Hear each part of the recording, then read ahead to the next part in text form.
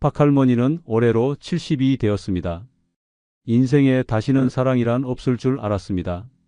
남편을 먼저 보내고 긴 세월을 혼자 버텼습니다. 외롭고 쓸쓸한 나날이 이어졌지만 박할머니는 묵묵히 견뎠습니다. 그런 박할머니 앞에 김씨가 나타난 것은 우연이었습니다. 김씨는 박할머니보다 10살 어린 예순의 남자였습니다. 복지관 프로그램에서 만난 그는 부드럽고 따뜻한 미소를 지녔습니다. 다른 노인들과는 달랐습니다. 그는 매너 있었고 젊은 시절 외모도 괜찮았던 듯 했습니다. 처음에는 의심도 했습니다. 나이 차이도 있고 오랜 세월 홀로 지내온 터라 쉽게 마음을 열 수 없었습니다.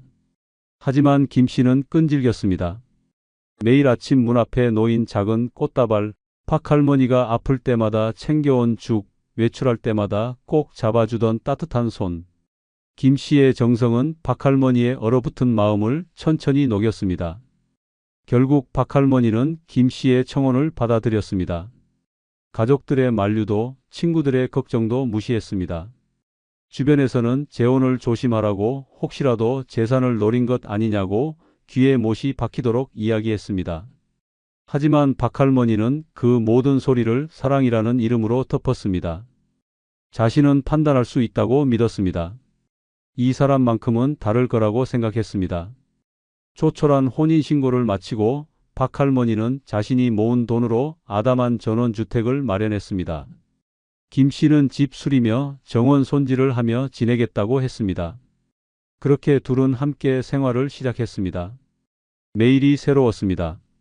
박할머니는 아침이면 김씨와 함께 동네 뒷산을 올랐고 저녁이면 함께 소박한 식탁을 꾸렸습니다. 밤이면 박할머니는 오랜만에 심장이 두근거리는 것을 느꼈습니다.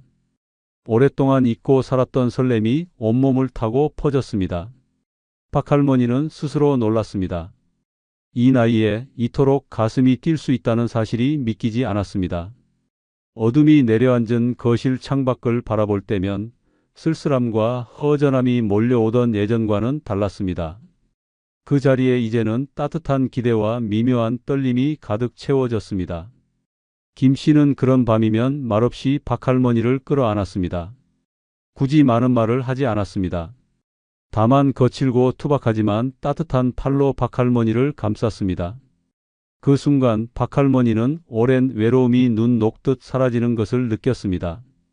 김씨의 품에서는 남자의 체온이 살아있다는 생생한 숨결이 느껴졌습니다. 그것은 박할머니가 상상조차 못했던 생생한 위로였습니다. 박할머니는 김씨의 품에 안겨 조심스레 눈을 감았습니다. 심장이 천천히 그러나 분명하게 박자를 맞추듯 뛰었습니다. 젊은 시절에도 신혼의 나날에도 느껴본 적 없는 벅찬 감정이었습니다. 그때의 사랑은 어쩌면 의무에 가까웠는지도 모른다고 박할머니는 생각했습니다. 아이를 낳아야 했고 가정을 지켜야 했기 때문입니다.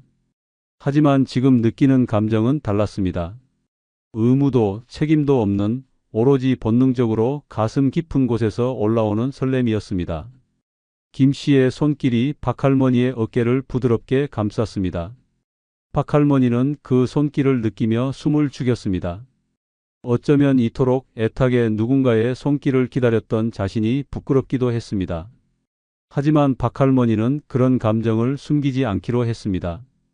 다시는 자신의 마음을 억누르지 않기로, 세상의 시선에 주눅들지 않기로 결심했습니다. 그날 밤 박할머니는 처음으로 김씨 앞에서 수줍게 웃었습니다. 깊은 주름 사이로 번진 웃음은 세월을 뛰어넘는 따뜻함을 품고 있었습니다. 김씨도 그 웃음을 보고 가볍게 박할머니의 등을 토닥였습니다. 박할머니는 그 짧은 접촉 하나에도 심장이 요동치는 것을 느꼈습니다. 눈물이 핑 돌았습니다. 이토록 단순한 행복이 존재한다는 것을 이제야 알게 된 자신이 한편으로는 안타깝기도 했습니다. 창밖에서는 봄비가 부드럽게 내리고 있었습니다. 방 안은 조용했고 두 사람 사이에는 미묘한 온기가 흘렀습니다. 박할머니는 김씨의 품에 기대어 조심스레 중얼거렸습니다. 고마워요. 이렇게 내 곁에 있어줘서. 김 씨는 대답 대신 박할머니를 조금 더 세게 끌어안았습니다. 박할머니는 그 힘 있는 품 안에서 깊은 한숨을 내쉬었습니다. 그리고 처음으로 외롭지 않은 밤을 맞이했습니다. 박할머니의 눈꺼풀이 천천히 내려앉으며 모든 고단함이 스르르 풀렸습니다. 이따금 김 씨의 심장 뛰는 소리가 박할머니의 귀에 또렷이 들렸습니다. 그 소리는 세상에서 가장 따뜻하고 진실된 자장가처럼 느껴졌습니다. 박할머니는 깨달았습니다. 누군가를 사랑하는 것은 나이를 초월하는 일이라는 것을, 그리고 누군가에게 사랑받는다는 것은 다시 살아갈 용기를 주는 가장 강력한 힘이라는 것을. 그렇게 박할머니는 긴 외로움의 터널 끝에서 젊은 날에도 느끼지 못했던 진짜 사랑의 온기를 조심스럽게 품기 시작했습니다. 하지만 그 행복은 오래가지 않았습니다. 어느 날 동네 친구였던 이 씨가 이상한 말을 건넸습니다. 너 그 사람 너무 믿지 마. 뭔가 수상해. 박할머니는 듣고도 웃어넘겼습니다. 친구가 질투하는 거라고 생각했습니다.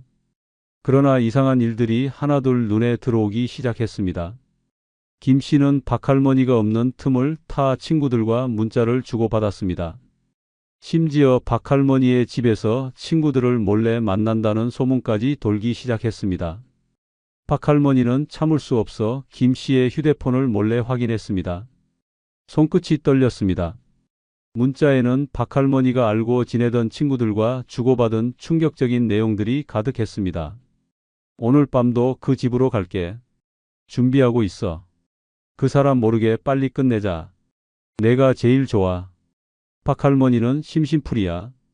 박할머니는 숨이 막혔습니다. 고개를 돌리고 싶었지만 문자 하나하나가 눈앞에 생생히 박혔습니다. 친구라고 믿었던 사람들이 사랑한다고 믿었던 김 씨와 함께 자신을 비웃고 있었습니다. 손에 쥔 휴대폰이 뚝 떨어졌습니다. 주방 바닥에 부서지는 소리에도 김 씨는 태연했습니다. 왜 그렇게 쳐다봐? 늙으면 다 저런 거야. 김 씨의 얼굴에는 뻔뻔한 미소가 떠올랐습니다. 박할머니는 무너졌습니다. 믿었던 사람이, 자신이 사랑했던 남자가 눈앞에서 이렇게까지 비열한 모습을 보일 줄은 상상도 못했습니다.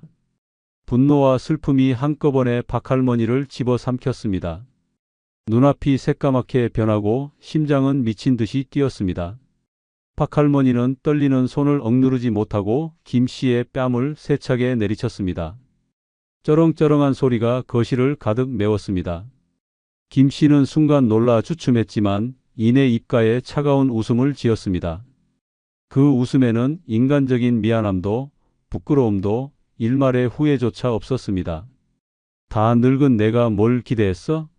김 씨는 비열하게 눈을 가늘게 뜨고 비웃으며 말했습니다.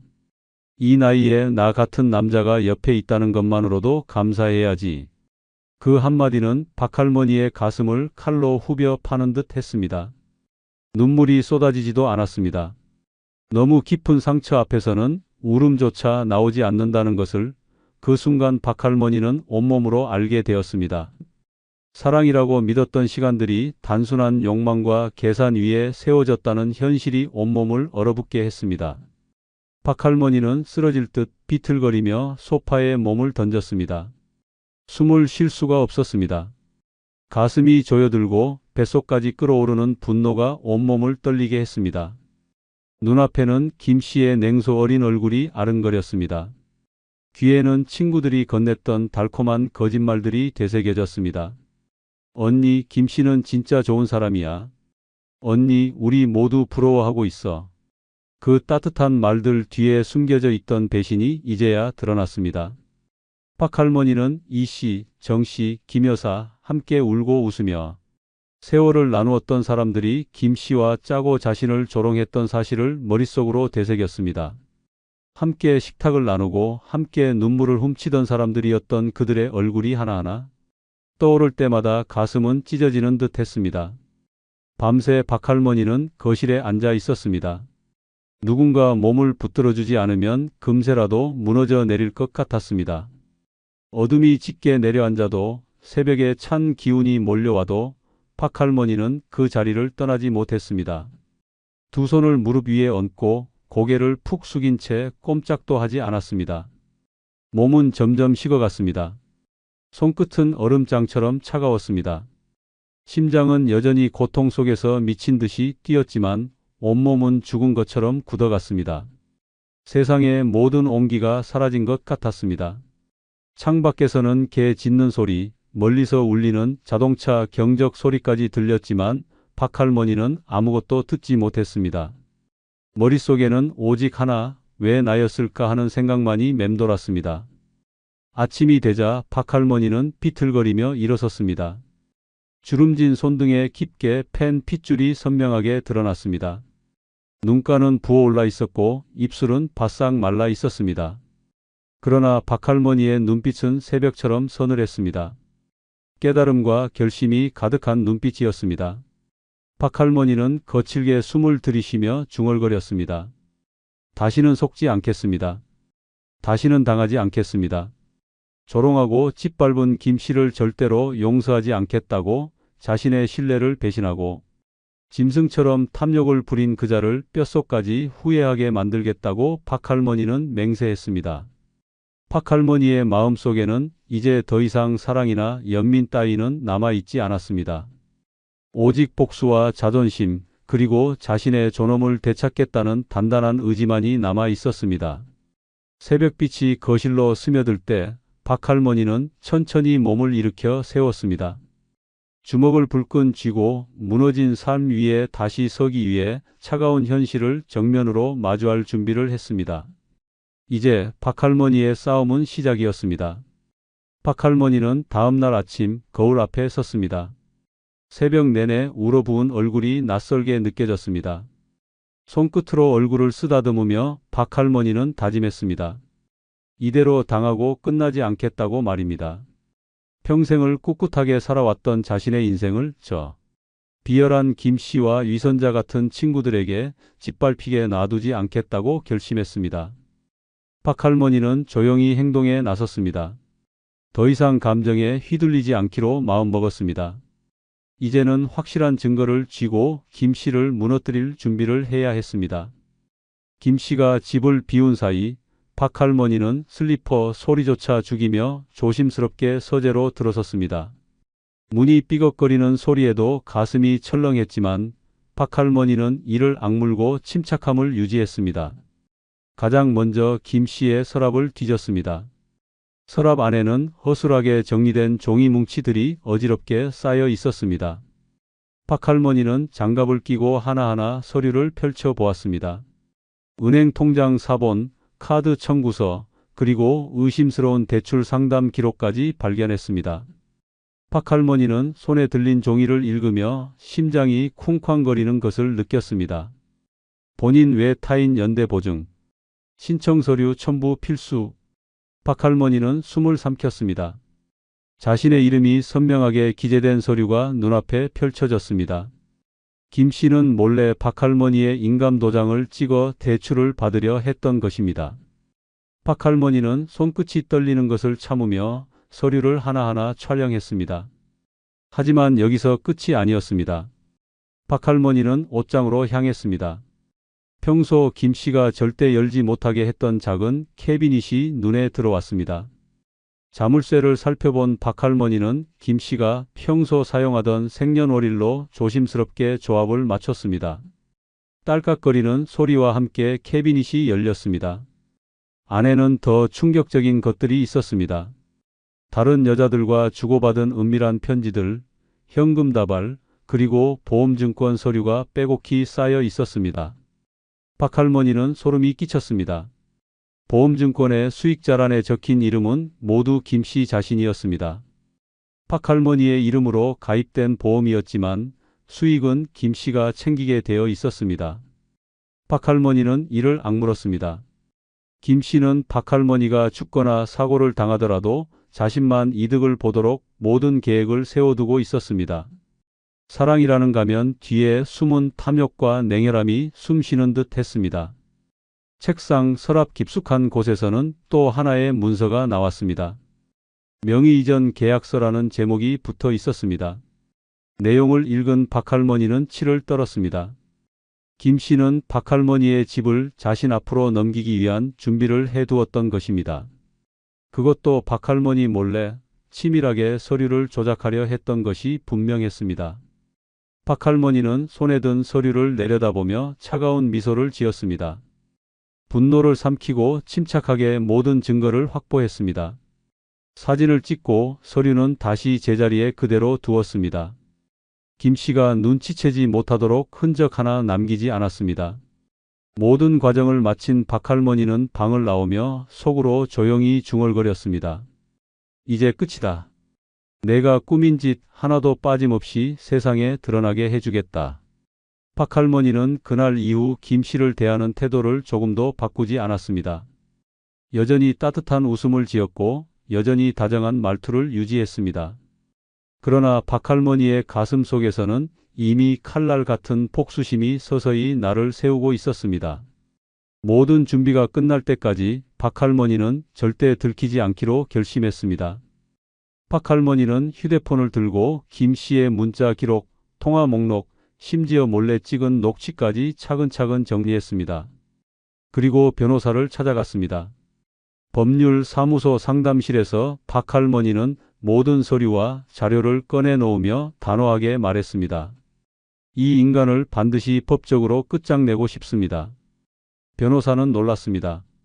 대개 이런 나이대 여성들은 그냥 참고 넘기곤 했기 때문입니다. 하지만 박할머니의 눈빛은 단단했습니다. 한 점의 흔들림도 없었습니다. 변호사는 박할머니의 손을 꼭 잡아주었습니다. 끝까지 함께 싸워봅시다라고 말했습니다. 박할머니는 처음으로 작게 고개를 끄덕였습니다. 한편 김 씨는 여전히 아무것도 모르는 척 박할머니 곁을 맴돌았습니다. 박할머니가 눈치챈 것도 모른 채 여전히 박할머니의 돈과 집을 탐내며 몰래 다른 여자들과 연락을 이어갔습니다. 심지어 동네 복지관에서는 김 씨가 젊은 여성 봉사자들과 수작을 부린다는 소문까지 퍼지기 시작했습니다. 박할머니는 이 모든 것을 참고 모른 척했습니다. 그리고 결정적인 순간을 기다렸습니다. 어느 날 박할머니는 차분히 모든 계획을 준비했습니다. 일부러 오랜 친구였던 이 씨, 정 씨, 김 여사를 집으로 초대했습니다. 박할머니는 아무 일 없었던 것처럼 밝은 목소리로 전화를 돌렸습니다. 김 씨 역시 자연스럽게 자리를 함께하게 만들었습니다.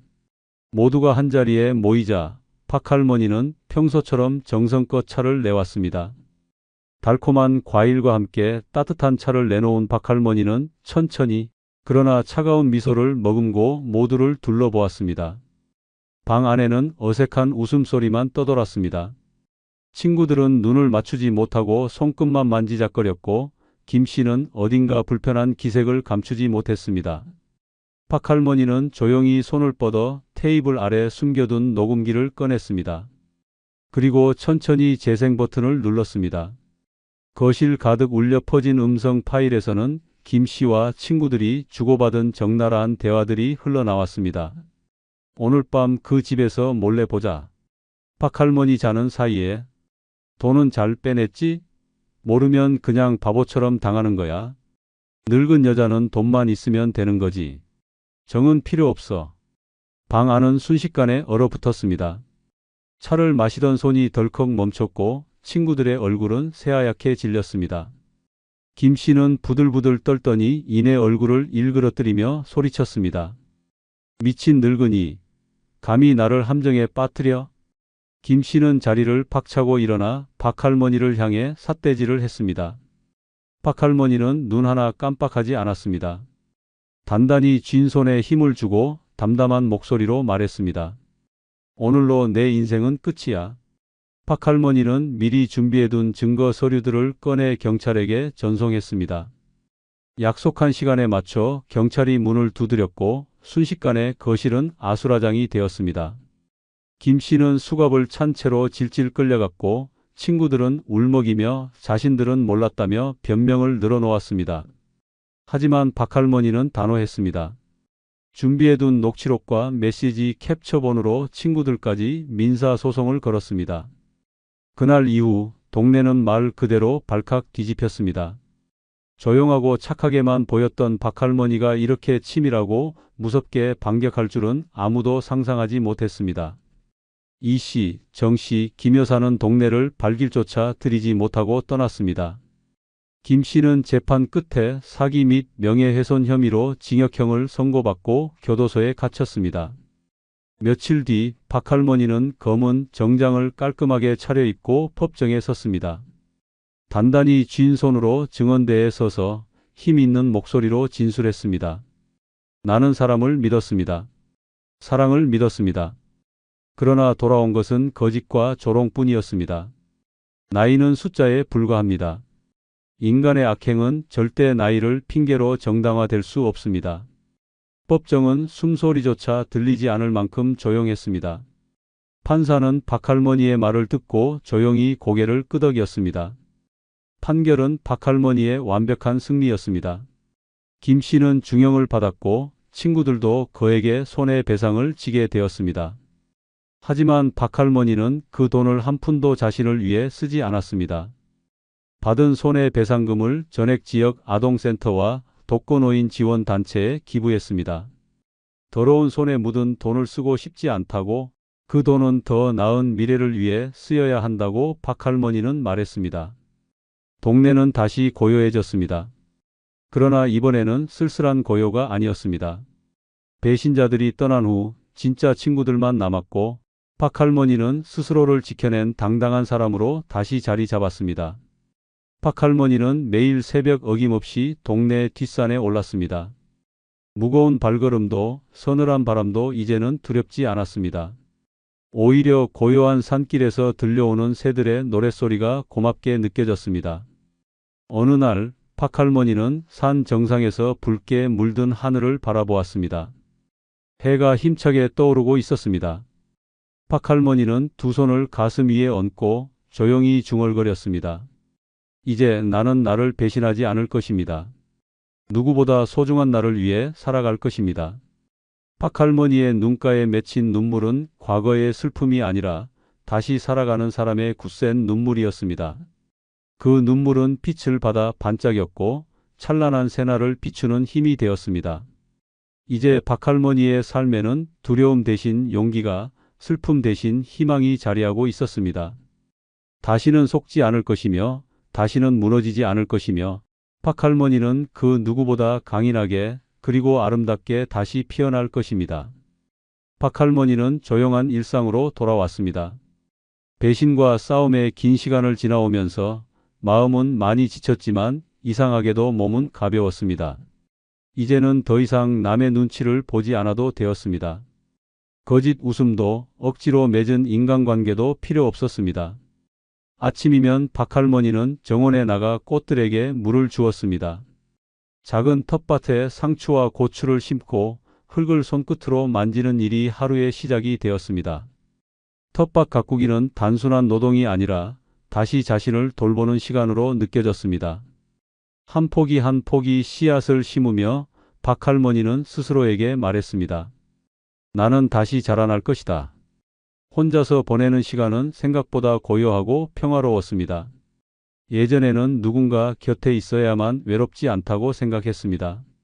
그러나 지금 박할머니는 비로소 깨달았습니다. 진짜 외로움은 다른 사람에게 기대려는 마음에서 시작된다는 사실을 말입니다. 박할머니는 작은 일에도 웃을 수 있게 되었습니다.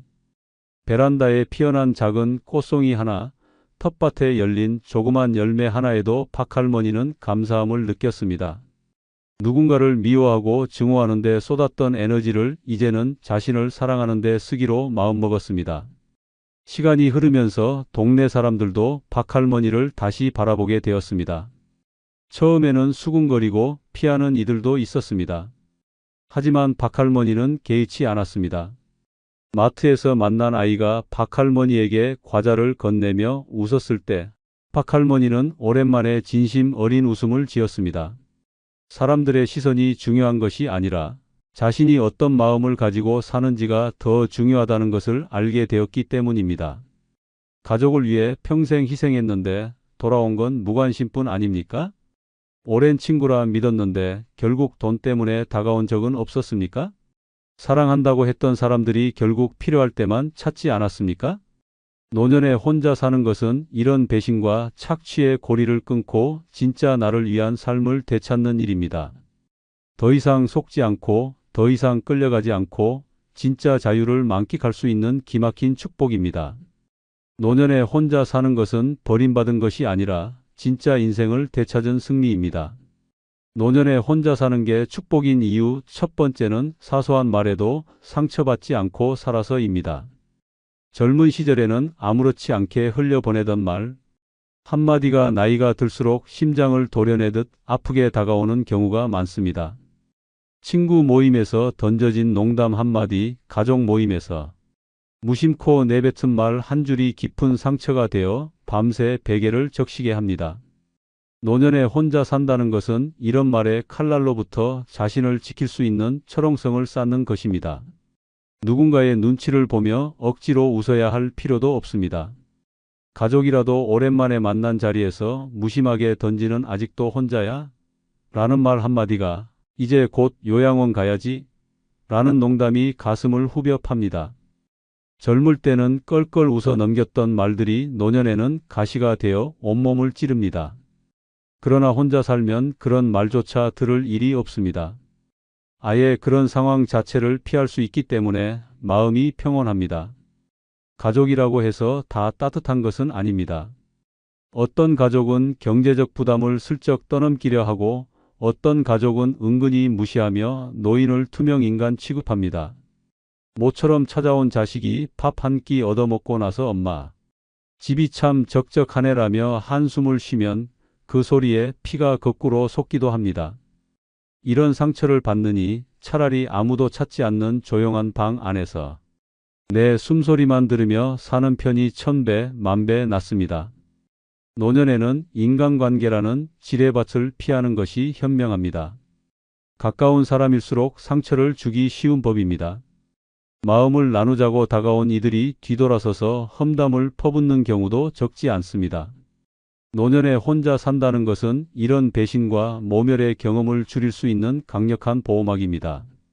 온갖 잡소리와 독설로부터 자유로워질 수 있습니다. 누구에게도 의존하지 않고 누구에게도 실망하지 않고 살아가는 자유를 얻을 수 있습니다.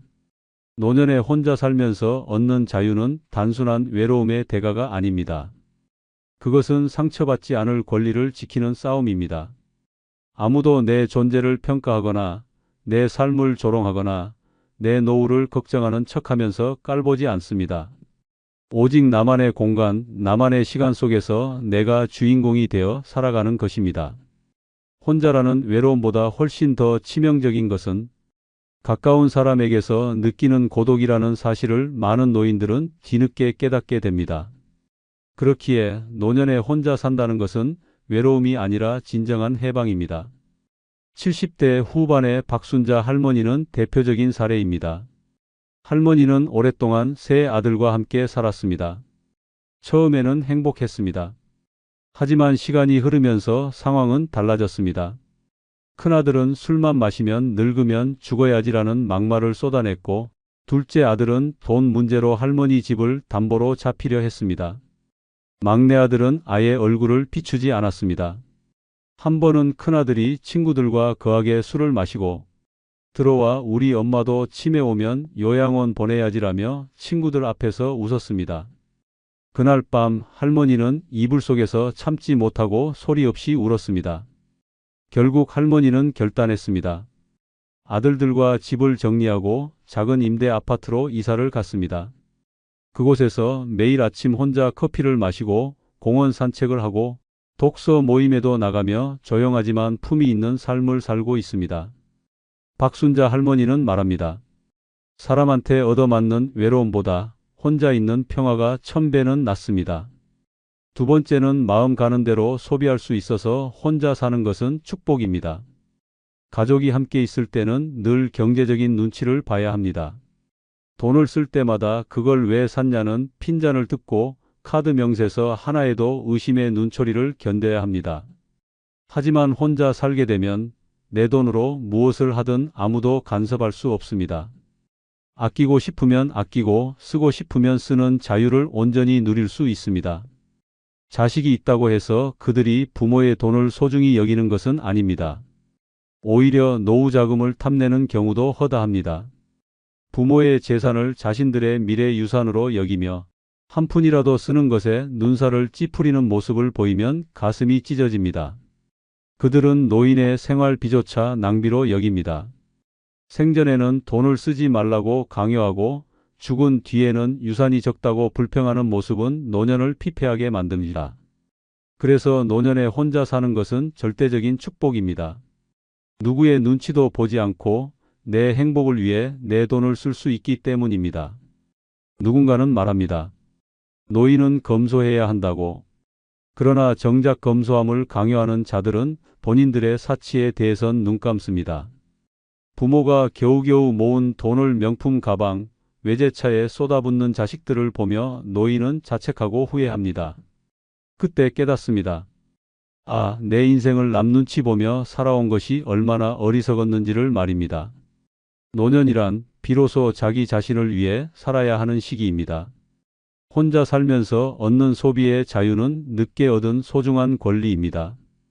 이제는 누구의 허락도 필요 없습니다. 새 옷을 사고 싶으면 사면 됩니다.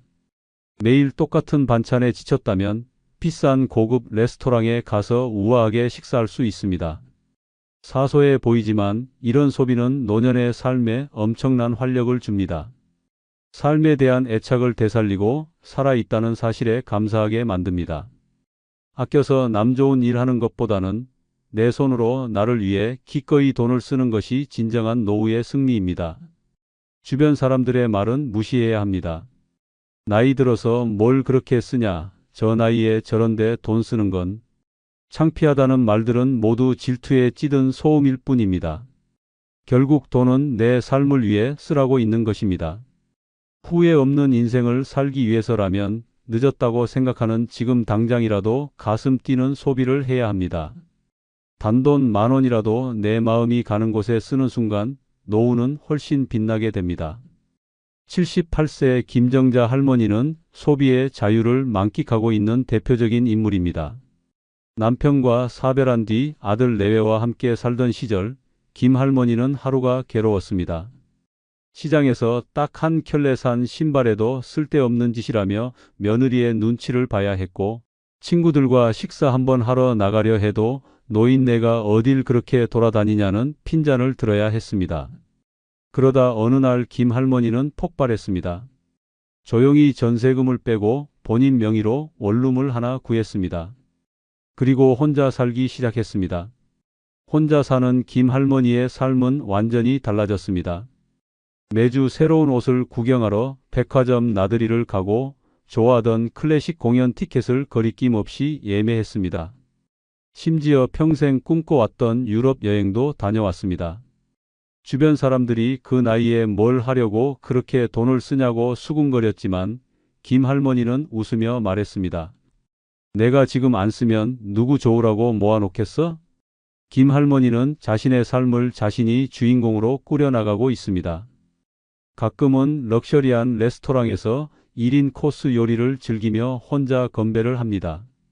나를 위해라는 명분 하나로 행복을 가득 채운 김 할머니의 모습은 노년에 혼자 산다는 것이 얼마나 위대한 축복인지를 여실히 보여주고 있습니다. 세 번째는 하고 싶은 대로 살아도 아무도 간섭하지 않는다는 점이 축복입니다. 평생 가족의 기대, 사회의 시선, 자식들의 잔소리에 얽매여 살아왔던 인생이 드디어 해방되는 순간입니다. 입고 싶은 옷을 입고 먹고 싶은 음식을 먹고 하고 싶은 말을 거리낌 없이 할 수 있습니다. 무엇보다 누구의 기분도 신경 쓸 필요가 없습니다.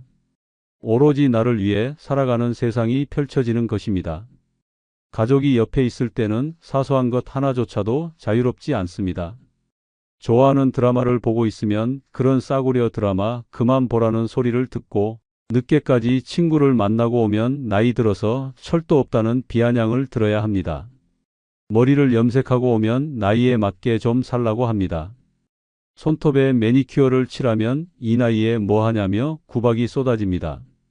자신들이 만든 틀에 맞춰 살아야만 사랑받을 수 있는 세상에서 노년은 점점 초라해지고 맙니다. 하지만 혼자 살게 되면 이 모든 간섭에서 완전히 해방됩니다. 파자마 차림으로 하루 종일 소파에 누워 있어도 누가 뭐라 할 사람이 없습니다. 새벽 3시에 아이스크림을 퍼먹어도 좋고 아침 6시에 술 한 잔 걸쳐도 아무 문제가 없습니다. 주름진 얼굴에 립스틱을 짙게 발라도 민낯으로 시장을 가도 전혀 부끄러울 일이 없습니다. 하고 싶은 대로 사는 것, 그것이 노년의 진정한 승리입니다. 누구에게도 맞추지 않고 누구에게도 설명하지 않고 살아가는 삶은 상상 이상의 해방감을 줍니다. 젊었을 때는 생각조차 못했던 일들을 해보는 즐거움을 느낄 수 있습니다. 갑자기 기타를 배우고 싶으면 바로 학원에 등록하고 꽃꽂이에 관심이 생기면 누구 눈치 볼 필요 없이 수강 신청을 할 수 있습니다. 하고 싶은 걸 왜 하느냐고 묻는 사람도 이 나이에라는 말로 상처를 주는 사람도 없습니다. 오직 나의 인생, 나의 방식으로 하루하루를 채워나가는 것입니다. 세상이 정해놓은 노인의 모습은 낡고 주저앉고 얌전해야 한다는 편견투성이입니다. 그러나 혼자 사는 노인은 그런 틀을 과감히 깨부숩니다. 필요하다면 머리를 형광 핑크로 염색할 수도 있습니다. 친구들과 노래방에서 트로트 대신 댄스곡을 부를 수도 있습니다. 여행 가방 하나 끌고 해외로 떠나 젊은이들 틈에 섞여 클럽에 갈 수도 있습니다. 누구도 막지 못합니다. 왜냐하면 혼자이기 때문입니다. 74세 임철수 할아버지는 하고 싶은 대로 살며 진정한 자유를 만끽하고 있는 사람입니다. 젊었을 때부터 한평생 교사로 일했던 임 할아버지는 정년 퇴임을 하고 나서도 가족들의 눈치를 봐야 했습니다. 낚시를 가고 싶어도 며느리는 애들 봐줄 시간에 뭐하러 낚시냐고 쏘아 붙였고, 혼자 여행을 가려 하면 아들은 그 돈 아껴서 손주 학원비나 대라고 타박했습니다. 임 할아버지는 점점 삶에 대한 의욕을 잃어갔습니다. 그러던 어느 날 할아버지는 조용히 집을 나왔습니다. 자신이 평생 꿈꿔왔던 캠핑카를 구매하고 전국 방방곡곡을 돌아다니기 시작했습니다. 낮에는 강가에 낚싯대를 들이우고 밤에는 모닥불 옆에서 맥주를 마셨습니다. 처음에는 가족들이 핸드폰으로 왜 이러시냐는 잔소리를 퍼부었지만 임 할아버지는 단호하게 답했습니다. 이제는 내 인생, 내 마음대로 살겠다. 지금도 임 할아버지는 전국을 떠돌며 자유로운 삶을 만끽하고 있습니다. SNS에는 노인 캠핑러라는 별명으로 매일매일 모험 같은 일상을 올리고 있습니다. 임 할아버지는 웃으며 말합니다. 노년에 혼자 사는 게 이렇게 짜릿한 줄 알았으면 진작에 나왔을걸. 네 번째는 진짜 필요한 사람과만 연결될 수 있는 것이 축복입니다. 사람들은 나이가 들수록 관계를 소중히 해야 한다고 말합니다. 그러나 현실은 정반대입니다. 노인이 되면 주변에는 진심으로 걱정하는 사람보다 탐욕으로 접근하는 사람들이 더 많습니다.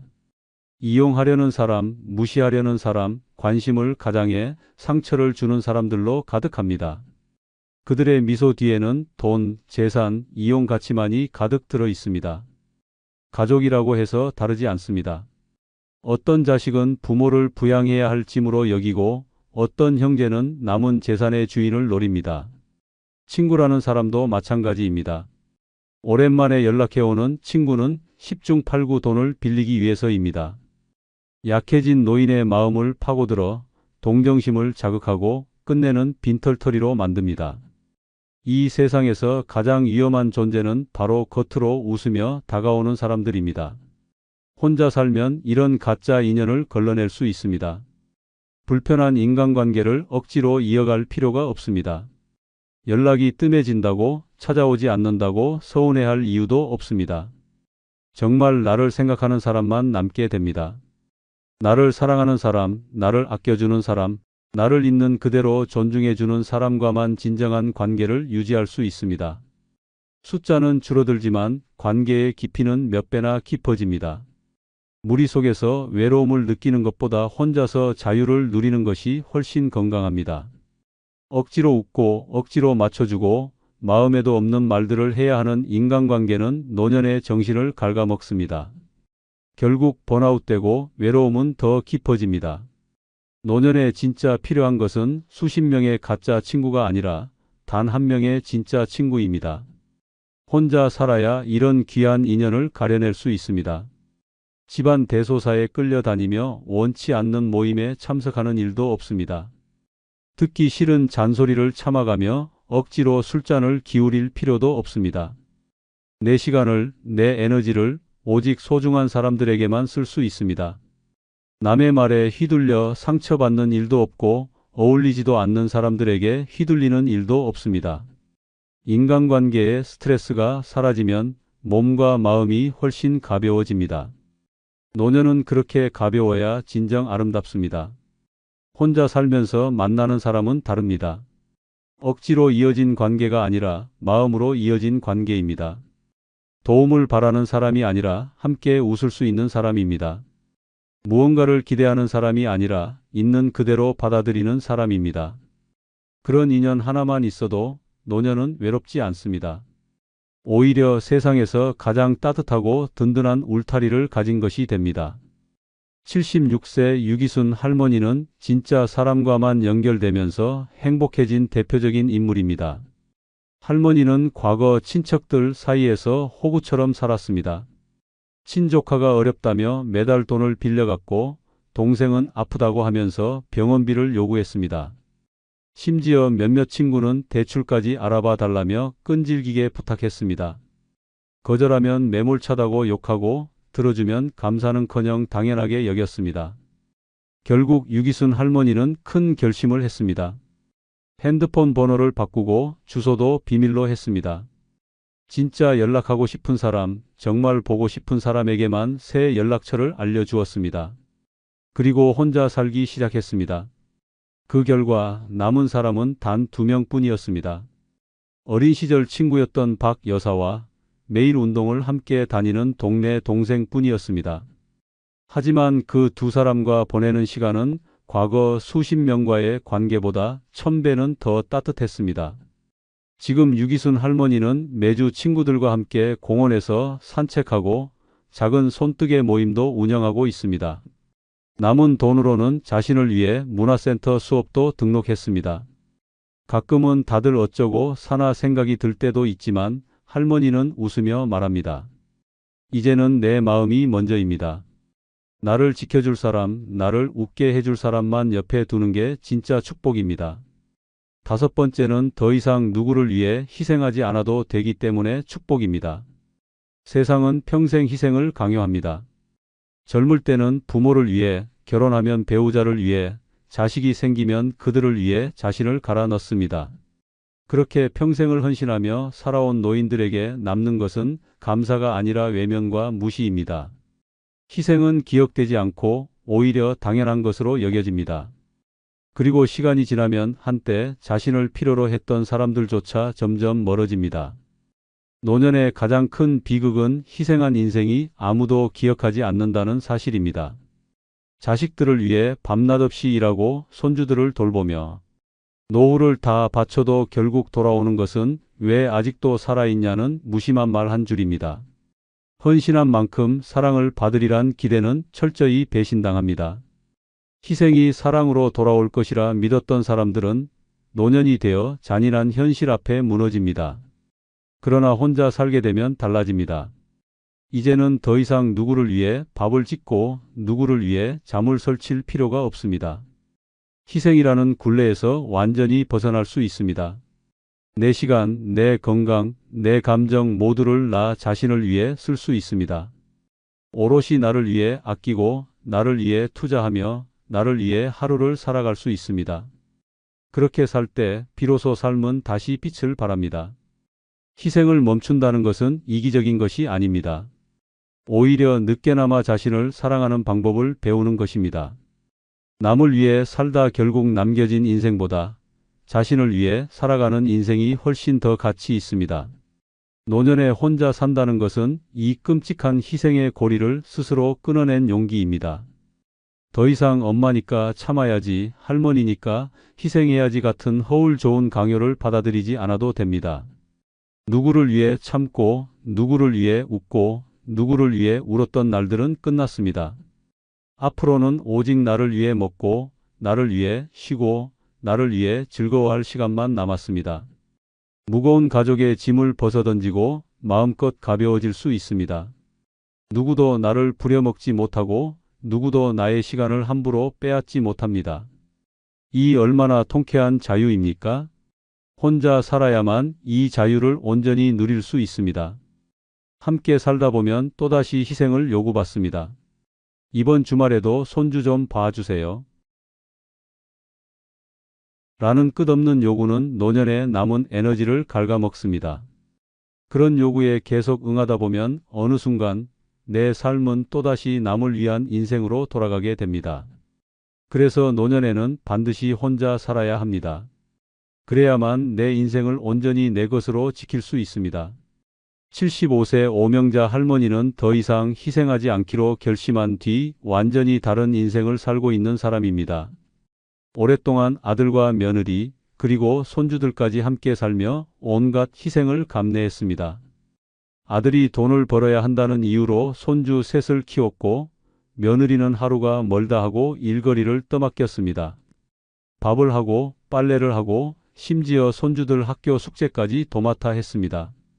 몸살이 나도 아픈 티조차 내지 못했습니다. 그러던 어느 날 며느리가 대놓고 말했습니다. 엄마, 애들 학원비 좀 대주세요. 그래도 엄마밖에 의지할 사람이 없잖아요. 그 말을 들은 순간 오명자 할머니는 깨달았습니다. 평생을 희생해도 이들은 결코 감사하지 않는다는 사실을 말입니다. 바로 다음 날 할머니는 조용히 짐을 쌌습니다. 작은 원룸 하나를 얻어 혼자 살기 시작했습니다. 손주들을 돌보지 않아도 되고 밥을 세끼 준비하지 않아도 되고 아프면 마음껏 쉴 수 있었습니다. 오명자 할머니는 지금 아침마다 카페에 가서 좋아하는 커피를 마시고 문화센터에서 캘리그래피 수업을 들으며 매일매일을 즐겁게 보내고 있습니다. 친구들과 함께 여행도 다니고 혼자만의 시간을 만끽하고 있습니다. 할머니는 웃으며 말합니다. 이제는 내 삶을 내가 아껴야 합니다. 더는 아무도 위해 희생하지 않습니다. 그게 진짜 행복입니다. 사람 무섭더라고요. 내가 힘들 때는 돌덩이처럼 굴더니 자기 잘 살게 되니까? 그땐 내가 민폐였대요. 내가 먼저 연락 안 하면 평생 안 해요. 내가 아무 의미 없는 사람이었단 거죠. 벽한테 말 거는 기분이더라고요. 도움 필요할 때는 나밖에 없었으면서 이제 와선 아는 척도 안 해요. 배신이 아니라 완전 인간이기를 포기한 수준이에요. 이쯤 되면 느껴지실 겁니다. 끝난 인연은 그냥 끝나야 합니다. 애써 매달릴수록 더 깊게 패이고 더 많이 잃게 됩니다. 추억이 많다는 이유로, 피를 나눴다는 이유로, 옛날에 좋았던 사람이라는 이유로 지금의 당신을 무너뜨리게 해선 안 됩니다. 지금부터 끝난 인연, 붙잡을 가치 1도 없는 5가지 이야기를 통해 왜 이제는 손을 놓아야 하는지 그 아프고도 확실한 진실을 알려드리겠습니다. 시청에 앞서 구독, 좋아요 눌러주시면 더 많은 분들이 시청하게 되니 꼭 부탁드립니다. 주변 사람들에게 많은 공유도 부탁드립니다. 대전 유성에 사는 73세 최말순 씨는 여동생 하나를 위해 평생을 바쳤습니다. 6살 차이가 나는 막내 여동생은 부모님도 인정할 만큼 금이야 오기야 키운 존재였습니다.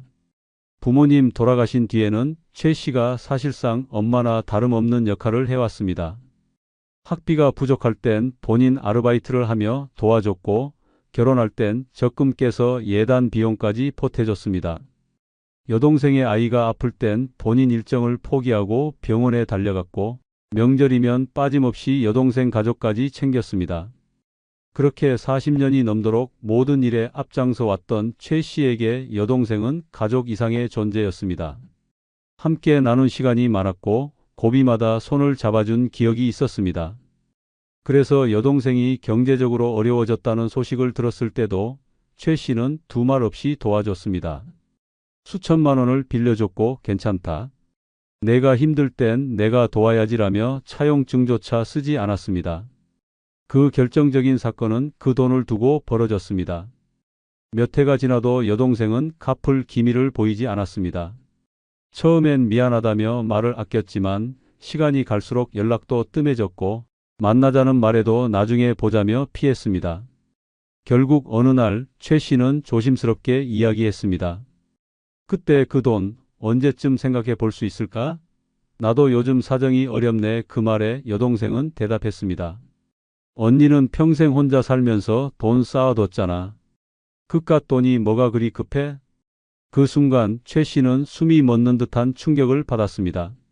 한 번도 여동생에게 기대해 본 적 없던 자신이 처음으로 부탁했을 때 돌아온 말이 그토록 싸늘하다는 사실이 믿기지 않았습니다. 그날 이후 최 씨는 스스로 묻기 시작했습니다. 나는 왜 이토록 한 사람에게 모든 걸 쏟아부었을까? 그리고 왜 지금은 이렇게 무시당하고 있는 걸까? 그 뒤로도 최 씨는 몇 번 더 연락을 했습니다. 단지 돈 때문이 아니라 관계를 회복하고 싶어서였습니다. 우리 예전처럼 다시 얼굴 보고 밥 한번 먹자. 그러나 여동생은 언니 자꾸 이러면 나 정말 불편해.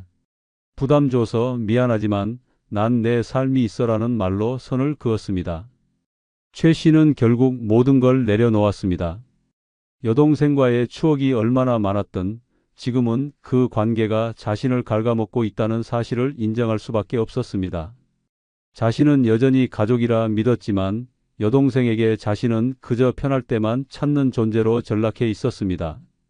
가족이라는 이유 하나로 무조건적으로 용납하고 이해하며 살아온 시간은 결국 최 씨에게 상처만 남겼습니다.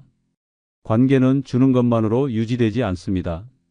받기만 하는 사람은 점점 그 노력을 당연하게 여기고 결국엔 그 존재마저 하찮게 여깁니다. 가장 믿었던 사람이 가장 큰 배신감을 안겨줄 수 있습니다. 피를 나눴다고 해서 마음까지 나눠지는 것은 아닙니다. 여동생과 멀어지게 된 그 결정적 사건은 단지 돈 때문이 아니라 마음이 무너진 순간이었습니다. 진심이 무시당했고 희생이 조롱당했으며 오랜 시간의 애정이 당연한 것으로 치부되었습니다. 그 인연은 더 이상 붙잡을 이유가 없습니다. 끝난 인연을 붙잡으려 애쓸수록 더는 남지 않은 감정만 확인하게 됩니다. 그리고 그 과정에서 초라해지는 건 바로 당신 자신입니다. 최말순 씨는 이제 여동생의 번호를 지웠습니다. 명절에도 연락하지 않고 그 시간엔 친구들과 봉사활동을 다니며 새 인연을 만들고 있습니다. 그녀는 말합니다. 가족이라고 다 끝까지 가야 하는 건 아니에요. 나를 깎아가면서 유지하는 관계는 가족이 아니라 짐이에요. 이제는 놓아야 할 시간입니다. 여동생이라는 이름이 아닌 존중받지 못하는 관계로 정리해야 할 때입니다. 강원도 태백에서 나고 자란 71세 한명숙 씨에게는 평생의 고향 친구가 있었습니다. 이름만 들어도 눈물부터 맺히던 친구, 같은 마을에서 자라 눈을 감고도 서로의 집을 찾아갈 수 있었던 사이였습니다. 둘이서 감자밭에 앉아 장난치며 웃던 기억, 산골 학교 앞에서 김밥을 나눠 먹던 기억은 한 씨 인생의 가장 따뜻한 조각이었습니다. 결혼 후 각자의 길을 걸으며 멀어졌지만 60이 넘어 다시 연락이 닿으면서 우정은 다시 꽃피는 듯 했습니다. 한 씨는 기뻤습니다. 다시 고향 친구와 전화 통화를 하고 사는 얘기를 주고받으며 마음을 나눌 수 있다는 것이 얼마나 큰 위안이었는지 몰랐습니다. 어느 날 친구가 서울 병원에 갈 일이 있다며 연락을 해왔습니다. 한 씨는 망설임 없이 자신의 집으로 오라고 했습니다. 고향 친구니까 마치 친자매처럼 함께 지내도 괜찮을 거라 생각했습니다. 친구는 한 달간 머물렀고 그 기간 동안 한 씨는 식사며 간식, 약속 취소까지 하며 친구를 살뜰히 챙겼습니다. 문제는 그 다음부터였습니다. 친구가 다시 내려가면서 이제 우리 자주 보자, 가족처럼 지내자고 했던 말은 어디로 갔는지 이후 연락이 뚝 끊겼습니다. 명절에도 문자 하나 없었고 생일에 전화를 걸어도 받지 않았습니다. 한 씨는 처음엔 일이 바쁜가 보다 하고 넘겼습니다. 하지만 지인을 통해 들은 얘기는 충격이었습니다. 그 친구가 그러더라. 한명숙이 참 답답하고 고지식해서 오래 같이 못 있겠더라고. 너도 연락 조심해. 그 말을 듣는 순간 한 씨는 손이 떨렸습니다. 자기가 얼마나 성심껏 그 친구를 대해줬는지 누구보다 잘 알았기에 그 뒷담화는 배신감을 넘어 치욕이었습니다. 답답하다는 한마디가 그녀의 가슴에 박힌 날, 그 따뜻했던 고향 추억마저 시커멓게 타들어갔습니다. 한 씨는 다시 연락해볼까, 오해가 있던 건 아닐까 수없이 고민했습니다. 하지만 한번 무너진 신뢰는 회복되지 않았습니다. 친구에게 보냈던 카톡은 읽지 않음으로 쌓여만 갔고, 만나자고 했던 제안에는 요즘 좀 바빠라는 짧은 답장만 돌아왔습니다. 애써 쌓아온 관계는 한순간에 무너졌고, 그 무너진 자리엔 말할 수 없는 허탈함만 남았습니다. 고향 친구라고 다 같은 마음을 품고 있는 건 아닙니다. 어릴 적 함께 울고 웃던 기억이 있다고 해서 지금도 서로를 소중히 여긴다는 보장은 없습니다. 오히려 그 추억이라는 이름에 갇혀 현재의 상처를 외면하게 되는 경우가 많습니다. 한 씨는 그날 이후 고향에 대한 그리움조차 마음에서 밀어냈습니다. 어린 시절 친구라는 이유만으로 자신을 희생하고 감정을 다 쏟아부었지만 돌아온 건 비난과 무시뿐이었습니다. 그리고 그 말 한마디가 관계의 끝을 명확히 선언해 주었습니다. 끝난 인연을 붙잡는다는 건 이미 자신을 향해 등을 돌린 사람에게 계속해서 손을 내미는 일입니다. 그 손을 잡아주지 않는 사람에게 더는 마음을 줘서는 안 됩니다. 지금 외면당하고 있다면 그게 곧 대답입니다. 고향 친구라는 말이 그 사람의 마음을 돌려놓진 못합니다. 한명숙 씨는 지금 자신을 소중히 여기는 사람들과만 관계를 이어갑니다. 복지관에서 만난 동갑내기들과 함께 동화책을 낭독하고 지역 서점에서 시쓰기 모임에도 참여하고 있습니다. 그녀는 말합니다. 그 사람한텐 고향 친구가 아니라 잠깐 필요했던 숙소였던 거죠.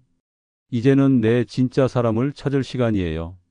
당신이 아무리 오랜 세월을 함께한 친구라도 지금 당신을 가볍게 여긴다면 그 인연은 이미 끝난 것입니다. 더 이상 그 이름에 미련을 둘 이유는 없습니다. 인천 부평에 사는 70세 박선희 씨는 남편과 사소한 말다툼으로 시작된 갈등이 결국 돌이킬 수 없는 거리감으로 이어졌다고 말합니다. 그날도 평소처럼 저녁상을 차려놓고 기다리던 중 남편이 늦게 들어왔습니다. 아무 말 없이 식탁 앞에 앉은 남편에게 박 씨가 조용히 말했습니다. 당신 요즘 왜 이렇게 말이 없어요? 그러자 남편은 젓가락을 내려놓고 툭 내뱉었습니다. 말해봐야 뭐해.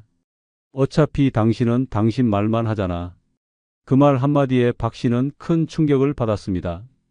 한 집에 살고 같은 공간을 공유했지만 서로를 들여다보지 않은 채 쌓아온 세월이 결국 이 지경까지 왔다는 생각에 멍해졌습니다. 이후에도 남편은 점점 말수가 줄었고 주말이면 하루 종일 방에서 나오지 않거나 외출을 해도 어디 다녀왔는지 설명하지 않았습니다.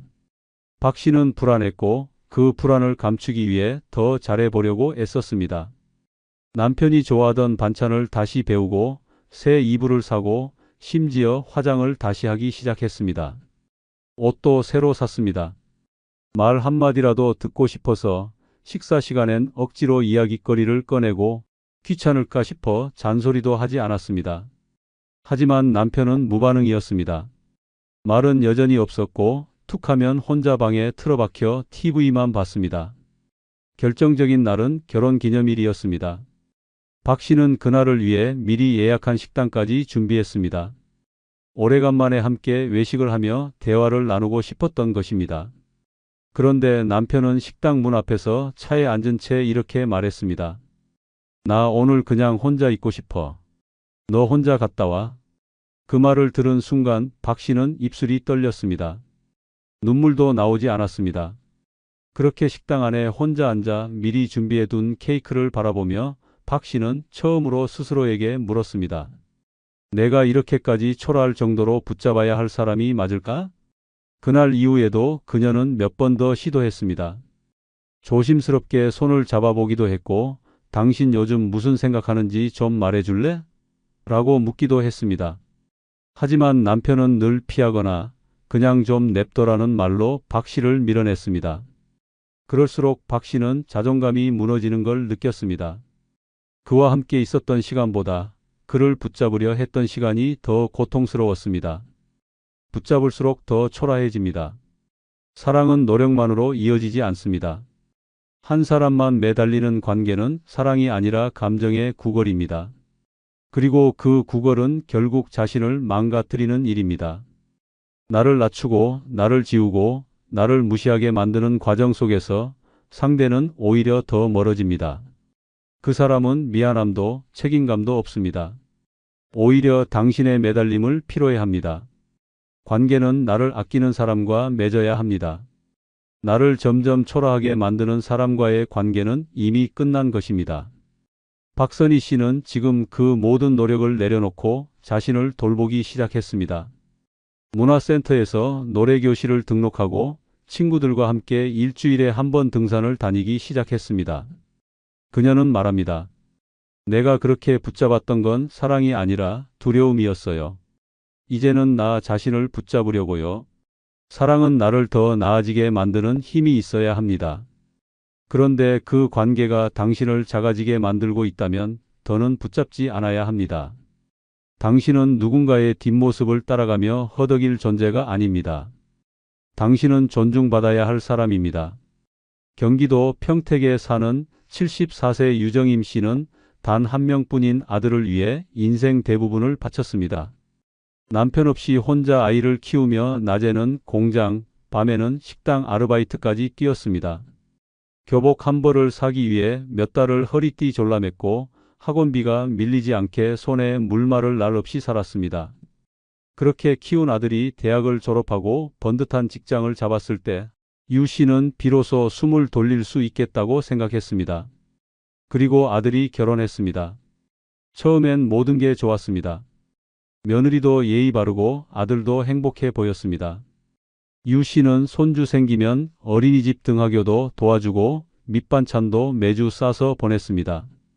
아들 부부가 주말에 늦잠 잘 수 있도록 손주를 맡아 하루 종일 놀아주고 고기 반찬 좋아한다는 말 한마디에 마트에서 무거운 장바구니를 두 손에 들고 집을 오갔습니다. 아들의 가정을 자신의 가정처럼 품었고 며느리를 친딸처럼 아꼈습니다.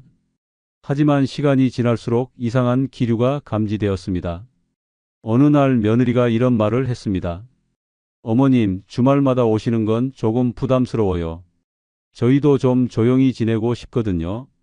유 씨는 당황했지만 애써 미소 지으며 그래, 그럼 다음엔 좀 덜 가야겠네라며 물러섰습니다.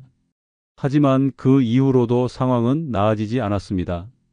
아들까지 함께 거리감을 두기 시작했습니다. 전화하면 바쁘다는 핑계로 통화를 서둘러 끊었고 손주 생일에 챙겨간 선물은 테이블 옆에 밀려나 있었습니다. 유 씨는 무슨 잘못을 했는지 도무지 알 수 없었습니다. 며느리 생일엔 미리 선물을 사두고 손주 학예에도 빠지지 않고 찾아갔고 집안 청소며 음식이며 뒷바라지를 도맡아 했습니다. 어느 날 급하게 병원에 갈 일이 생겨 아들 부부에게 전화를 걸었지만 지금 너무 바빠요. 택시 타고 가시면 되잖아요. 라는 대답만 돌아왔습니다. 그 말에 유 씨는 그 자리에서 핸드폰을 손에서 놓쳤습니다. 그토록 희생했던 관계가 그렇게 차갑게 돌아설 수 있음을 믿을 수 없었습니다. 하지만 진짜 충격은 그 이후였습니다. 유 씨가 자발적으로 반찬을 가져다 주던 날 아들 집 현관에서 며느리가 한숨을 쉬며 말했습니다. 이제 제발 좀 오지 마세요. 이건 사생활 침해예요. 유 씨는 말문이 막혔습니다. 가만히 있던 아들은 며느리 손을 잡고 현관문을 닫아버렸고 그녀는 그 앞에 홀로 선 채로 5분을 넘게 서 있었습니다. 그날 이후 유 씨는 자신이 매달리고 있었던 그 관계가 무엇이었는지 되짚기 시작했습니다. 자신은 사랑이라 믿었지만 상대는 부담으로 느꼈고 자신은 돌봄이라 여겼지만 상대는 침범이라 여겼다는 현실. 그렇게 매달릴수록 초라해지고 노력할수록 밀려나는 존재가 되어버렸다는 사실이 너무도 쓰라렸습니다. 결혼한 자식과 그 가족은 더 이상 당신의 품 안의 존재가 아닙니다. 과거의 정과 희생은 현재의 소중함을 보장해주지 않습니다. 끝난 인연을 붙잡는다는 것은 이미 마음을 닫은 사람에게 문을 두드리는 일입니다. 그리고 그 문은 이제 열리지 않습니다.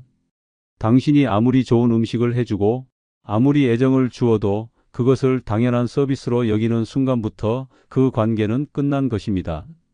진심은 더 이상 진심으로 받아들여지지 않고 노력은 오히려 간섭과 짐이 되어버립니다. 그 순간 당신은 선택해야 합니다. 계속해서 며느리 눈치 보고 아들의 무관심 속에 자신을 갉아먹을 것인지 아니면 이제 그 인연을 놓고 자신을 다시 껴안을 것인지 말입니다. 유정임 씨는 이제 아들 집을 향해 걸어가던 발걸음을 멈췄습니다. 매주 싸던 반찬통은 텅 비어 있고 매달 챙기던 용돈 봉투는 접지 않습니다. 대신 그녀는 복지관에서 글쓰기 수업을 듣고 오래 연락 끊겼던 친구들과 다시 교류하기 시작했습니다. 나는 며느리와 아들한테 버림받은 게 아니에요. 그냥 더 이상 필요하지 않았던 거죠. 이제 그 시간은 나에게 쓰려고요. 누군가의 필요에 의해 존재했던 관계는 그 필요가 사라지는 순간 무너집니다. 그리고 그것을 애써 붙잡는 순간 당신만 상처받습니다. 끝난 인연을 붙잡는 것은 애틋함이 아니라 자기 존엄의 포기입니다. 이제 그만 당신 자신을 위하는 인연을 시작하십시오. 충남 공주에 사는 70세 서인숙 씨에게는 국민학교 2학년 때부터 60년 가까이 알고 지낸 친구가 있었습니다. 같은 반에서 만난 둘은 소꿉장난도 함께하고 김밥 하나를 둘이 나눠 먹던 시절부터 늘 붙어 다녔습니다. 결혼 후 각자 다른 도시에서 살았지만 명절마다 편지를 주고받고 큰일 있을 때면 언제나 서로에게 가장 먼저 전화하는 사이였습니다. 서 씨는 그 친구를 가족보다 더 가까운 사람이라고 말해왔습니다. 둘 사이가 틀어지기 시작한 건 몇 해 전 서 씨가 남편을 먼저 보내고 혼자가 되었을 때였습니다. 모든 게 무너져 내린 듯 했던 그 시기, 그녀는 의지할 사람이라고는 평생 친구뿐이라고 생각했습니다. 그래서 어느 날 새벽 한참을 울고 난 얼굴로 그 친구에게 전화를 걸었습니다. 그런데 친구는 지금 나도 몸이 안 좋아서 통화하기 힘들어. 이따 다시 하자. 라는 말만 남기고 전화를 끊었습니다. 하지만 그 이따는 끝내 오지 않았습니다. 그 후 몇 달 동안 서 씨는 계속 연락을 시도했습니다. 밥 한번 먹자, 옛날 얘기하며 걷고 싶다. 잠깐만 얼굴 보자는 메시지를 보냈지만 답장은 늘 짧았습니다. 요즘 바빠. 시간 되면 연락할게. 그리고 어느 날 지인을 통해 그 친구가 다른 모임에서 신나게 웃으며 노래방에서 마이크를 잡고 있는 모습을 보게 되었습니다. 그 자리에 예전부터 함께 어울리던 친구들도 모두 있었다는 사실에 더 큰 충격을 받았습니다. 서 씨는 상처받았지만 그래도 한 번은 제대로 이야기하고 싶었습니다. 그래서 직접 친구 집 근처까지 찾아갔습니다. 망설이다가 전화를 걸어 나 지금 근처에 있어. 잠깐만 얼굴 보면 안 될까? 라고 물었습니다. 친구는 대답했습니다. 솔직히 말할게. 요즘 내 얘기 듣는 거 너무 무거워. 나도 내 인생 살아야 하잖아. 그 말은 날카로운 칼날처럼 가슴을 베었습니다. 말없이 통화를 끊고 서 씨는 그 자리에 서서 오랫동안 눈물만 흘렸습니다. 그 결정적 사건 이후 서 씨는 모든 연락을 끊었습니다. 하지만 마음은 쉽사리 정리되지 않았습니다. 추억이 많았기에 여전히 그 사람과의 기억이 머릿속을 맴돌았습니다. 하지만 다시 연락하지 않기로 한 이유는 분명했습니다. 자신이 힘들 때 외면한 사람, 함께한 시간을 무시한 사람은 더 이상 내 사람이 아니라는 것을 인정해야 했기 때문입니다. 어릴 적 친구라고 해서 끝까지 함께 갈 수 있는 건 아닙니다. 추억이 많다고 해서 지금의 외면이 정당화되지는 않습니다. 시간이 쌓아준 관계라도 그 시간이 마음을 이어주지 못한다면 그 인연은 이미 끝난 것입니다. 멀어진 관계를 억지로 이어가려 할수록 과거의 소중함까지 훼손될 수 있습니다. 상대가 당신을 불편해하고 귀찮아하고 존재 자체를 무겁게 여긴다면 그 순간부터는 더 이상 친구가 아닙니다. 관계는 의리로 유지되는 것이 아닙니다. 감정의 온도차를 억지로 맞추려 할수록 당신은 초라해지고 자존감은 바닥을 치게 됩니다. 상대가 더는 당신을 기다리지 않고 함께한 시간조차 귀찮아한다면 그 인연은 이미 돌아갈 수 없는 강을 건넌 것입니다. 서인숙 씨는 이제 자신을 아껴주는 새로운 인연을 찾아 나섰습니다. 근처 문화센터에서 서예를 배우며 그곳에서 만난 사람들과 따뜻한 대화를 나누고 있습니다. 그녀는 말합니다. 그 친구와 함께한 기억은 고이 간직할 거예요. 하지만 이제는 나를 무겁게 여기지 않는 사람들과 살아가고 싶어요. 끝난 인연은 애틋한 게 아니라 떠나야 할 이유입니다. 당신을 외면한 사람을 붙잡는 순간 가장 초라해지는 건 바로 당신 자신입니다. 한번 진심으로 돌아보십시오. 지금 당신 곁에 있는 그 사람들, 과연 외로움을 덜어주는 존재입니까? 아니면 더 깊은 고독으로 밀어넣는 사람들입니까? 나이 들수록 친구는 줄어들지만 그중 몇몇은 남는 게 아니라 남아서 상처를 줍니다. 위로인 줄 알고 만났지만 결국 뒤통수를 치고 정든 줄 알았지만 은근히 나를 깎아내립니다. 겉으론 웃고 있어도 속으론 시기하고 걱정해주는 척하면서 뒤에서는 험담을 퍼붓습니다. 외롭다고 아무나 곁에 두면 그 외로움은 고통이 되고 파멸이 됩니다. 오늘은 노년에 외로워도 절대 만나면 안 되는 6가지 친구를 주제로 당신의 마음을 지켜야 할 이유를 알려드리겠습니다. 좋아요 누르시면 복이 올 겁니다. 노년에 절대 만나면 안 되는 첫 번째 친구는 바로 늘 돈 자랑하거나 인맥 자랑하는 친구입니다. 이런 친구의 진짜 목적은 겉으로는 옛날 이야기를 한다며 접근하지만 실제로는 당신을 철저히 무시하고 우월감을 과시하려는 정신적 사디스트입니다. 노년에 이런 독충들과 만나면 당신의 자존감이 완전히 바닥으로 추락합니다. 이들의 대화 패턴은 예측 가능합니다. 요즘 어떻게 지내세요? 라고 시작해서 3분 안에 자기 자랑으로 넘어갑니다. 우리 아들이 대기업 임원이 되어서. 끝없는 자랑 릴레이가 시작됩니다. 당신의 근황은 관심도 없습니다.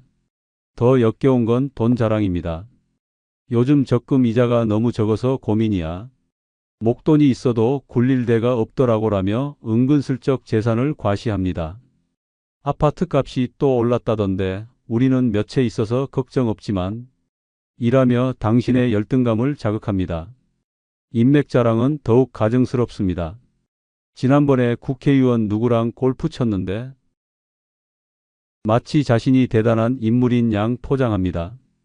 실제로는 한 번 명함 받은 게 전부인데도 말입니다. 이런 인간들의 진짜 의도는 명확합니다. 당신을 깔아뭉개서 자신의 우월감을 확인하려는 겁니다. 특히 노년층은 경제적으로 불안하고 사회적 지위가 하락한 상태라서 이런 공격에 더욱 취약합니다. 한 번의 만남으로도 며칠간 우울감에 시달리게 됩니다. 가장 악랄한 건 이들이 가짜 겸손을 섞어 쓴다는 점입니다. 나도 별거 아닌데? 라며 겸손한 척하면서 더 큰 자랑을 터뜨립니다. 운이 좋았을 뿐이야 라고 말하면서 당신의 불운을 은근히 비교합니다. 이런 친구들과 만나고 나면 집에 돌아가서 자기 인생을 후회하게 됩니다. 나는 왜 이렇게 살았을까? 내 자식들은 왜 이 모양일까라며 자책하게 됩니다. 노년에 가장 필요한 건 마음의 평화인데 이런 놈들이 그 평화를 산산조각 냅니다. 서울 강남의 한 노인정에서 일어난 충격적인 실제 사례를 공개하겠습니다. 73세 조모 할머니는 고등학교 동창인 김모 씨와 오랜만에 만나게 되었습니다. 조 할머니는 남편을 잃고 월세 집에서 홀로 살며 자식들 눈치를 보는 처지였지만 옛 친구를 만난다는 설렘으로 가슴이 뛰었습니다. 만남 장소는 강남의 고급 카페였습니다. 김 씨가 정한 곳이었는데 조 할머니는 커피 한 잔값이 1만 원이 넘는다는 사실에 당황했습니다. 하지만 오랜만에 만남이라 참았습니다. 김 씨는 등장하자마자 자랑을 시작했습니다. 여기 우리 아들이 사준 시계야. 1,000만 원짜리라더라고. 김 씨는 손목시계를 조 할머니 얼굴 앞에 들이밀었습니다. 아들이 미국에서 의사하고 있어서 용돈을 많이 줘. 고민이 뭔지 알아? 돈을 어디에 쓸지 몰라서 그래. 조 할머니가 참 좋겠네요 라고 말하자 김 씨는 더욱 신이 났습니다. 우리 며느리도 변호사야.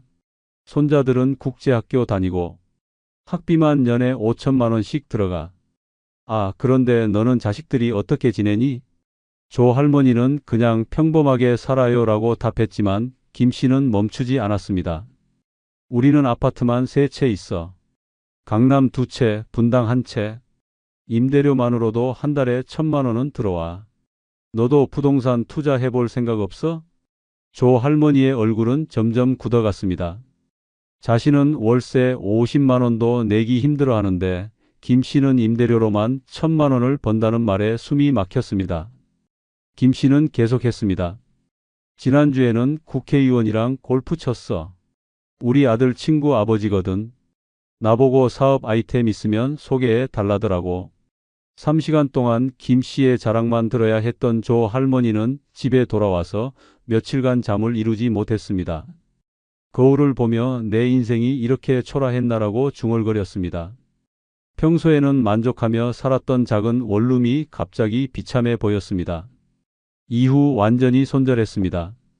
노년에 절대 만나면 안 되는 두 번째 친구는 바로 기분 나쁘면 연락을 끊는 친구입니다.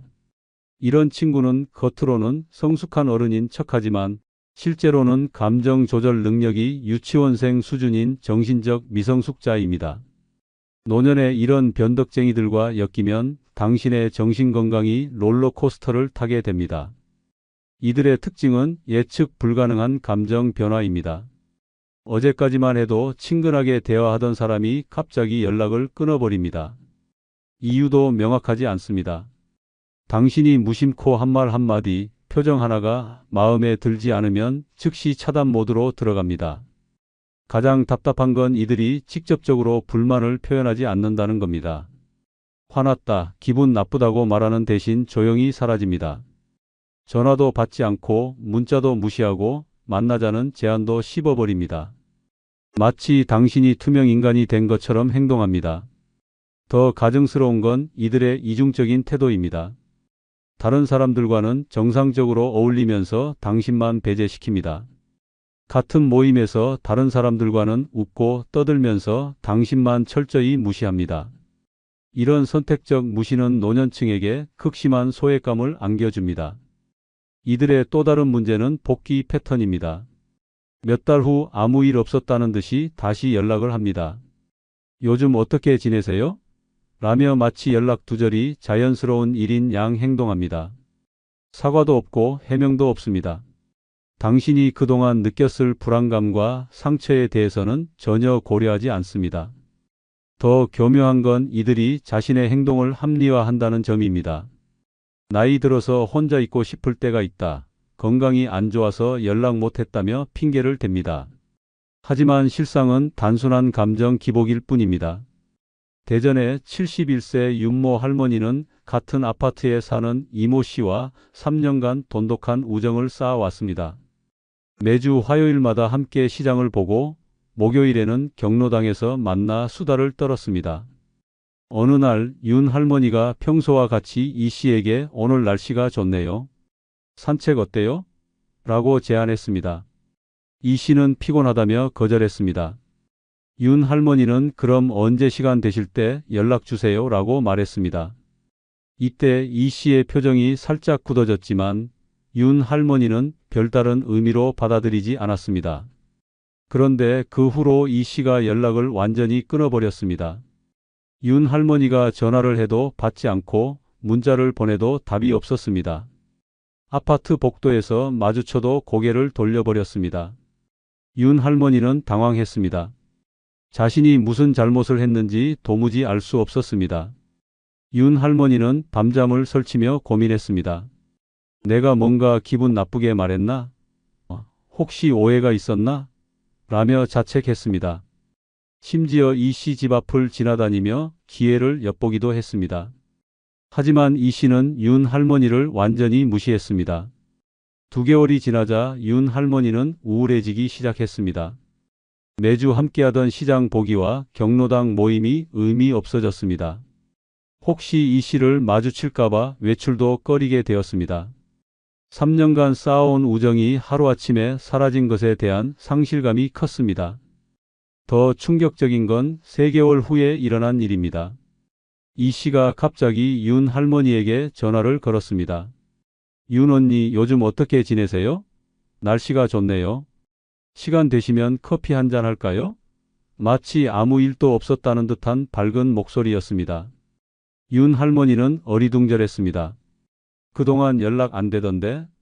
라고 조심스럽게 물었지만 이 씨는 몸이 안 좋아서 집에만 있었어요 라며 대수롭지 않게 넘어갔습니다. 진짜 이유에 대한 해명은 전혀 없었습니다. 윤 할머니는 그때부터 이 씨와 만남을 끊었습니다. 노년에 절대 만나면 안 되는 세 번째 친구는 바로 소문을 옮기는 걸 즐기는 친구입니다. 이들은 겉으로는 친근하게 다가오지만 입에서는 늘 남 얘기가 끊이지 않습니다. 누구 자식이 이혼했다느니, 누구 남편이 바람났더라느니, 누구는 돈을 빌려 도망쳤다느니 이야기의 주제가 항상 남의 불행입니다. 하지만 진짜 위험한 건 그들의 말이 아니라 그 말이 당신의 이야기로 바뀌는 순간입니다. 소문을 옮기는 친구는 절대 혼자 조용히 사라지지 않습니다. 당신의 비밀을 빼내고 당신의 상처를 재미 삼아 풀어놓고 당신의 실수를 이야기거리로 만들며 당신을 뒤에서 서서히 무너뜨립니다. 처음에는 웃으며 나만 알고 있을 게라고 말합니다. 하지만 그 말이 끝나기가 무섭게 당신 이야기는 시장통보다 더 시끄러운 곳으로 흘러들어갑니다. 나이 들수록 고요한 하루가 필요한 법인데 이 친구 하나 때문에 당신의 일상이 지옥이 됩니다. 더 무서운 건 이들이 사람 사이를 이간질한다는 점입니다. 그 사람은 너한테 그렇게 안 좋게 말하더라. 그 모임에서도 너 얘기 나왔었어라는 말로 당신을 불안하게 만들고 사람들과의 관계를 스스로 끊게 만듭니다. 결국 당신은 고립되고 이 소문꾼 친구만이 유일한 말벌처럼 남게 됩니다. 이게 바로 감정 착취입니다. 듣는 척하면서 당신의 외로움을 지배하고 이야기해주는 척하면서 당신의 평판을 깎아내립니다. 노년의 외로움은 조용히 오는 것이 아니라 이런 친구 하나로 인해 폭력적으로 침투합니다. 소문을 즐기는 친구는 절대 당신을 위로해주지 않습니다. 당신이 아파도 외로워도 슬퍼도 그 모든 감정은 곧 소재가 되어 누군가의 귀에 입에 오르내립니다. 늙어서조차 타인의 이야깃거리가 되며 살아간다면 그것이야말로 가장 끔찍한 노후입니다. 그러니 반드시 기억해야 합니다. 말을 많이 하는 사람보다 말을 지킬 줄 아는 사람과 함께해야 진짜 평온한 노년을 지킬 수 있습니다. 경기도 용인에 사는 정영자 씨는 평생을 근면하게 살아온 여성입니다. 남편과 사별하고 자식들 다 출가시킨 뒤 지역의 한 성당에서 봉사활동을 시작했습니다. 그곳에서 만난 윤 씨라는 여인과 친해지며 하루가 외롭지 않았습니다. 처음엔 윤 씨가 자주 전화를 걸어 다들 영자 씨를 참 좋아한다고 말하며 위로해 주었습니다. 하지만 점점 이상한 말이 늘었습니다. 누가 그러던데 당신이 요즘 사람을 너무 안 만난다더라. 그 자매님은 당신이 너무 나선다고 하더라. 같은 말들로 영자 씨의 마음에 균열이 생기기 시작했습니다. 결정적인 사건은 어느 날 봉사 모임에서 영자 씨가 남의 물건을 잘 챙긴다더라는 소문이 돌면서 벌어졌습니다. 황당한 소리에 당사자도 처음엔 웃어넘기려 했지만 이내 자신이 윤 씨에게만 털어놓았던 이야기가 어떻게 변했는지 깨달았습니다. 자신이 남긴 반찬을 누가 가져갔냐며 걱정하던 말을 윤 씨는 누가 훔쳐갔다고 한다는 식으로 전달했고 그것이 오해를 불러일으킨 것이었습니다. 모임에서 서서히 소외된 영자 씨는 결국 성당을 떠났고 일상을 잃었습니다. 그 뒤로는 누구에게도 속 깊은 얘기를 하지 않습니다. 그리고 조용히 말합니다. 사람이 외로워서 친구를 찾았는데 결국 그 친구 때문에 더 외로워졌어요. 말 많은 사람은 조심해야 한다는 걸 너무 늦게 알았습니다.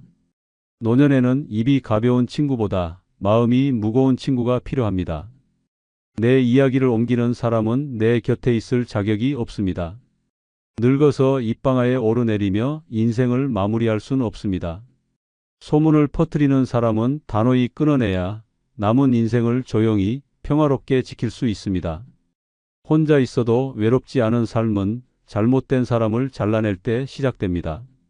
노년에 절대 만나면 안 되는 네 번째 친구는 바로 약속을 자주 어기는 친구입니다. 오늘은 바빠서 내일은 꼭 연락할게. 다음에 밥 한번 먹자 같은 말로 당신의 시간을 가볍게 짓밟는 사람. 이들은 단순히 약속을 어기는 게 아닙니다. 당신의 기대를 짓밟고 당신의 하루를 망가뜨리며 당신의 자존감을 서서히 무너뜨리는 사람입니다. 노년의 외로움은 기다림에서 시작되고 그 기다림이 깨질 때 고독은 상처가 됩니다. 시간은 젊을 때보다 훨씬 더 소중합니다. 한 번의 약속이 한 주의 활력이 되고 누군가를 만날 기대감이 하루의 이유가 되기도 합니다. 하지만 그런 약속을 가볍게 취소하고 연락도 없이 나타나지 않고 마치 별일 아니란 듯 다시 웃는 사람은 당신의 외로움을 놀잇감으로 삼는 존재입니다. 약속을 어기는 그 순간 당신의 마음에는 또 하나의 상처가 생기고 나는 중요하지 않은 사람이구나라는 자책이 자리를 잡습니다. 그 친구는 잊었겠지만 당신은 기억합니다. 차려놓은 밥상이 식어가는 동안 전화기를 수십 번 들었다 놨다 했던 그 시간을, 약속 장소에서 혼자 멍하니 앉아 주변 눈치를 보며 마음이 철렁 내려앉던 그 순간을. 나이 들수록 상처는 오래갑니다. 그리고 약속을 어긴 사람은 쉽게 잊고 기다린 사람은 쉽게 무너집니다. 관계에서 신뢰가 무너지는 건 단 한 번의 거짓말이 아니라 반복된 약속 파기에서 시작됩니다. 무서운 건 이들이 다음에 보자, 그땐 미안했어 라며 무책임한 말로 다시 다가온다는 점입니다. 그리고 당신은 또 기다립니다. 또 준비합니다. 또 무너집니다. 이 반복이 당신의 노년을 피폐하게 만듭니다. 그래서 기억해야 합니다. 약속을 가볍게 여기는 사람은 당신의 외로움을 진심으로 이해하지 않는 사람입니다. 그들은 당신을 친구로 생각하지 않습니다. 그냥 시간 날 때 보는 그 정도의 선택지일 뿐입니다. 경북 안동에 사는 박정숙 씨는 70대 중반입니다. 오랜 친구 김 씨와는 젊을 때부터 함께한 사이라 더욱 각별하다고 믿었습니다. 하지만 어느 날부터 김 씨는 약속을 자주 미뤘습니다. 오늘은 손주 돌보느라 갑자기 딸이 와서, 비가 와서 귀찮네라는 말이 계속됐습니다. 그때마다 정숙 씨는 혼자 밥을 차려놓고 기다렸고 동네 카페에서 멍하니 앉아 있다 돌아오기를 반복했습니다. 결정적인 날은 병원 정기검진을 같이 가기로 한 날이었습니다. 김 씨는 분명 같이 가겠다며 날짜까지 맞췄지만 당일 아침 아무 연락 없이 나타나지 않았습니다. 정숙 씨는 혼자 병원 대기실에 앉아 있다가 울음을 터뜨렸습니다. 이게 무슨 친구냐는 자괴감이 밀려왔고 그날 이후 김 씨의 연락을 받지 않았습니다. 지금 정숙 씨는 말합니다. 기다릴 사람이 있다는 건 축복이지만 계속 기다리게 만드는 사람은 저주입니다. 내 시간을 소중히 여겨주지 않는 사람은 내 삶에 있을 이유가 없습니다. 노년은 관계를 줄이고 마음을 지켜야 할 시기입니다. 그 누구도 당신의 시간을 가볍게 다뤄서는 안 됩니다. 약속을 어기는 친구는 당신의 존재를 가볍게 여기는 사람입니다. 늙어서까지 그런 사람에게 상처받을 이유는 없습니다. 단호히 끊으십시오. 그래야 진짜 나를 소중히 여기는 사람이 곁에 남습니다. 노년에 절대 만나면 안 되는 5번째 친구는 바로 도움을 줬더니 되려 무시하는 친구입니다. 당신이 손 내밀어 도와줬는데 돌아온 건 고마움이 아니라 뻣뻣한 태도, 비아냥 섞인 말, 그리고 존재 자체를 깎아내리는 시선입니다. 처음엔 어려워하던 그 친구, 사정 봐주고 돈 빌려주고 심지어 함께 울어줬던 그 시간. 그런데 문제 해결되자 돌변합니다. 연락도 줄고 표정도 변하고 마치 도움 준 당신이 부끄러운 과거라도 되는 것처럼 행동합니다. 이런 친구는 당신을 진심으로 존중한 적이 없습니다. 그저 필요할 때 당신을 이용했을 뿐입니다. 도움받을 땐 은인이라 불렀다가 자기 입지 생기면 그땐 어쩔 수 없었지라며 상황 탓만 합니다. 더 기가 막힌 건 시간이 지나면 내가 다 알아서 극복했다는 식으로 포장하며 당신의 역할을 지워버린다는 점입니다. 당신은 고작 한때에 필요한 사람이었을 뿐입니다. 그 후부터는 무시가 시작됩니다. 당신 말은 끊기기 일쑤고 조언하면 요즘 시대가 어느 땐데라며 비웃습니다. 당신과 어울리는 걸 창피해하고 사람들 앞에선 아는 체도 안 하거나 어정쩡하게 거리를 둡니다. 한때 도와준 사람을 그저 도움받아 미안했던 과거로 여기고 지워버리는 이들은 인간으로서의 기본조차 잃은 사람들입니다. 노년에 이런 친구를 끌어안고 살아간다면 결국 스스로를 깎아먹는 일입니다. 존중은커녕 존재 자체를 무시하는 사람 곁에 남아있으면 마음이 말라갑니다. 자존감은 떨어지고 스스로를 의심하게 되며 결국 내가 괜히 도왔나라는 자책만 남습니다. 사람은 고마움을 모를 수 있지